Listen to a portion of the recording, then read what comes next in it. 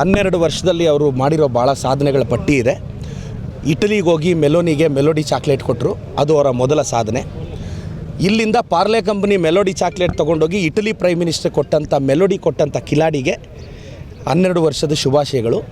ಈ 12 ವರ್ಷದಲ್ಲಿ ಅವ್ರು ಮಾಡಿದ್ದೇನು ಅಂದರೆ ನಿರುದ್ಯೋಗ ಜಾಸ್ತಿ ಮಾಡಿದ್ರು, ವಿದೇಶಿ ಸಾಲ ಜಾಸ್ತಿ ಮಾಡಿದ್ರು, ಸಿಲಿಂಡರ್ ರೇಟ್ ಜಾಸ್ತಿ ಮಾಡಿದ್ರು, ಪೆಟ್ರೋಲ್ ರೇಟ್ ಜಾಸ್ತಿ ಮಾಡಿದ್ರು, ಡೀಸೆಲ್ ರೇಟ್ ಜಾಸ್ತಿ ಮಾಡಿದ್ರು, ಬಡವ್ರಿಗೆ ಮನೆಗಳು ಹಾಕ್ಕೊಡ್ತೀವಿ ಅಂತ ಆ ಪ್ರಾಮಿಸ್ ಬ್ರೇಕ್ ಮಾಡಿದ್ರು. ಅದೇನೋ ಒಬ್ಬೊಬ್ಬರ ಅಕೌಂಟ್ಗೆ 15 ಲಕ್ಷನಂತೆ, 15 ಪೈಸಾನೂ ಬರಲಿಲ್ಲ. ಇದು ಮೋದಿಯವರ ಸಾಧನೆಗಳು. ಈ ಮೋದಿ ಅಂಧಭಕ್ತ ಇದ್ದಾರೆ ಕೆಲವರು ಸೋಷಿಯಲ್ ಮೀಡಿಯಾದಲ್ಲಿ. ಅದು ಮೋದಿಯವರ ಅಂಧಭಕ್ತರಲ್ಲ, BJPಯ ಸೋಷಿಯಲ್ ಮೀಡಿಯಾದ 300-400 ಜನ ಅಂಧಭಕ್ತರು. ಅವ್ರಿಗೆ ಅಂಧಭಕ್ತಿಗೆ ಲಿಮಿಟೇ ಇಲ್ಲ. ನೋಡಿ, ಈ ದೇಶಕ್ಕೆ ಇಬ್ಬರು ಹಾನಿಕಾರಕ, ಈ ಅಂಧಭಕ್ತರು ದೇಶದ್ರೋಹಿಗಳು.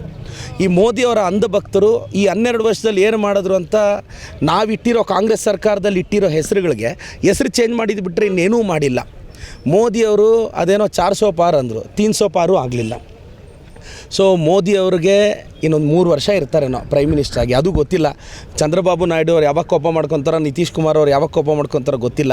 2029ಗೆ ಇಂಡಿಯಾ ಕೂಟ ಬರುತ್ತೆ, ರಾಹುಲ್ ಗಾಂಧಿ ಅವರು ಪ್ರಧಾನಿಗಳಾಗ್ತಾರೆ.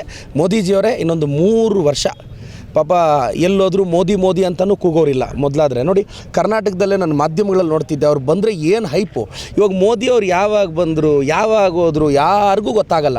ನೀವು ಕವರೇಜ್ ಕೊಡೋದು ನಿಲ್ಲಿಸ್ಬಿಟ್ಟಿದ್ದೀರಾ. ಕವರೇಜ್ ಕೊಡಬೇಕು ಅಂದರೆ ಡೆವಲಪ್ ಆಗಿರಬೇಕಲ್ಲ.